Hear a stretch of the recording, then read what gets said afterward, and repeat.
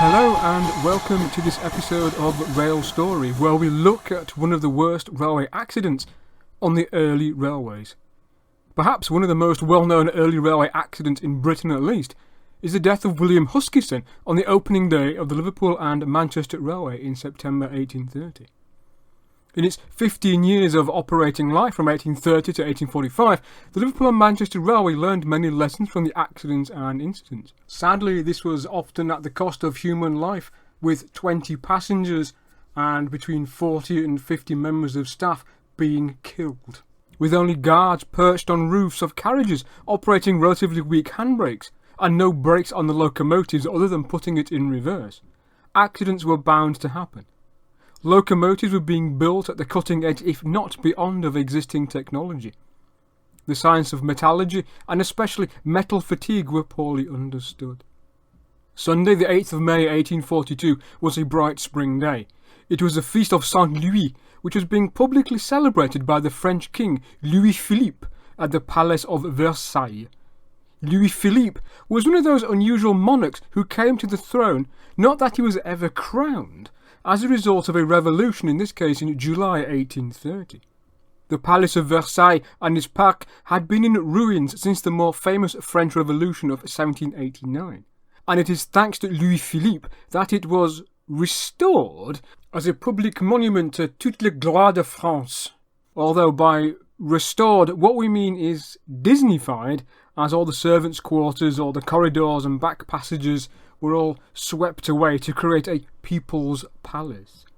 Tens of thousands of visitors attended Versailles, courtesy of the chemin de fer de Paris à Versailles Rive Gauche, which ran from the station at Paris Montparnasse to Versailles on the left bank of the River Seine. Confusingly, there is a parallel railway on the opposite bank of the Seine, the chemin de fer de Paris à Versailles Rive Droite. With the festivities coming to a close, visitors were heading back to Paris in the afternoon.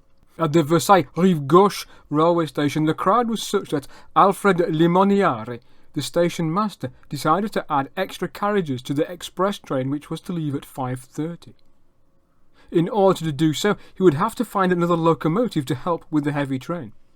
The locomotive assigned to the task was a six-wheeled patentee built in Britain by Sharp, Roberts and Company, named the Eclair, or in English, the Lightning. Sadly, the usual backup locomotive, another patentee called La Seine, had failed. The only one available was a little four-wheeled Planet built in Leeds by Fenton, Murray and Jackson, and quite fittingly named Matthieu Murray.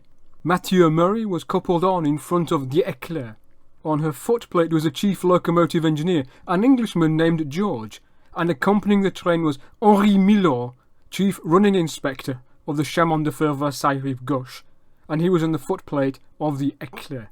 The train consisted of 17 carriages. Coupled behind the tender were 2 open carriages. Behind them came 9 covered carriages, some of which were double-deckers with passengers sat on the roof. Next came 3 first-class carriages, and then bringing up the rear were 3 ordinary goods trucks pressed into passenger service. There were 777 passengers on board.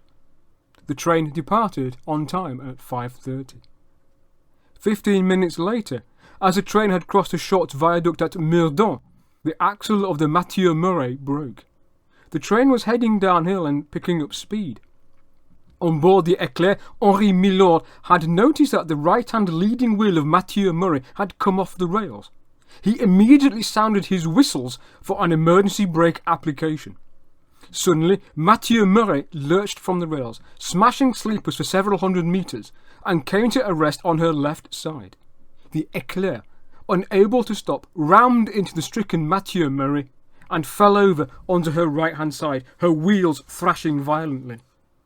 Impelled by the momentum of their heavy train behind, the tender of the Eclair and the first open carriage passed over the top of the stricken locomotive, spilling its passengers.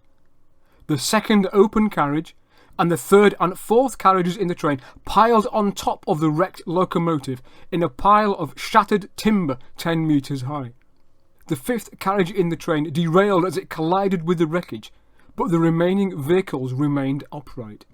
To make matters worse, burning coke spilled from the 2 fireboxes had set the wreckage alight. Because the passengers had been locked into their carriages following an attempted suicide on the railway, many of them could not escape from the burning wreckage. Many of the shocked survivors tried to rescue their trapped fellow passengers, and both the gendarmerie and the sapeurs-pompiers were quickly at the accident site trying to rescue the survivors and douse the flames. The flames were finally put out by 10 o'clock that night. 21 passengers were burned to death, that is known of. The train had been overcrowded and was probably carrying more than the registered 777. Some of the bodies had burned away to nothing and could not be identified.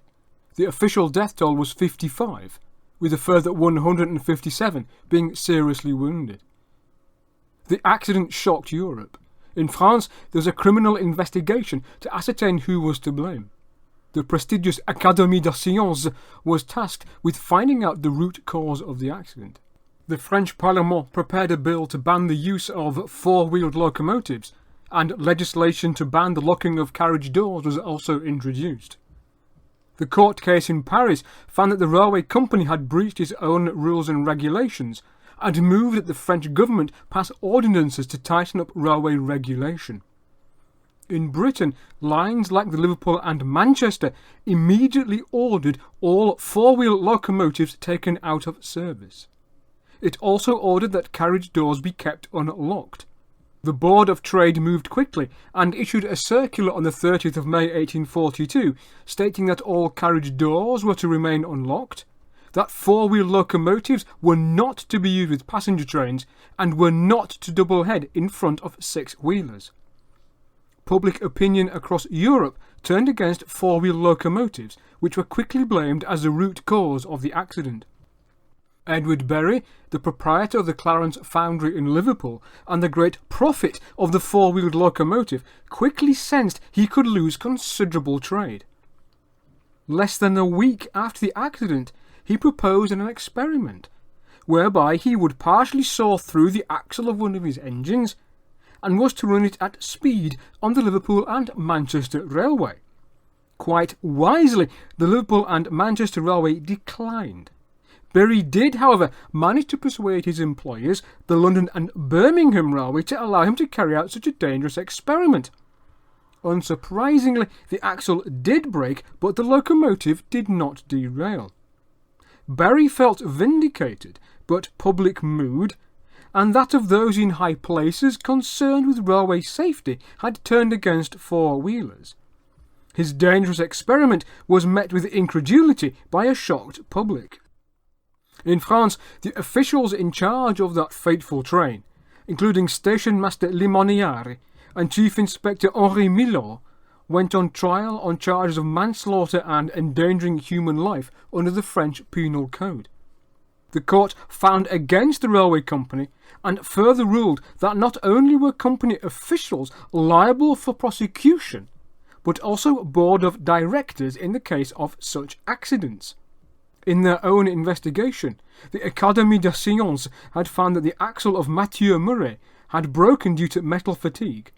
The Académie ordered that all wheels and axles of all railway vehicles be subject to regular inspection and testing, both after manufacture and in service. The Académie also found that six-wheelers were safer than a four-wheel locomotive in case of accident, and also thought that crank axles, whilst not themselves inherently dangerous, were best avoided. Hence no doubt the popularity of the outside cylinder Budicom in France. A chapel dedicated to Notre-Dame-des-Flammes was erected at the site of accident, where masses were said for the victims.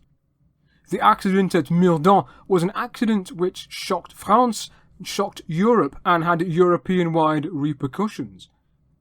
But it was an accident from which many lessons were learned, resulting in improved railway safety through increased regulation, legislation, and safety inspections. If you have enjoyed this video, please like, share and subscribe. And see you next time on Rail Story.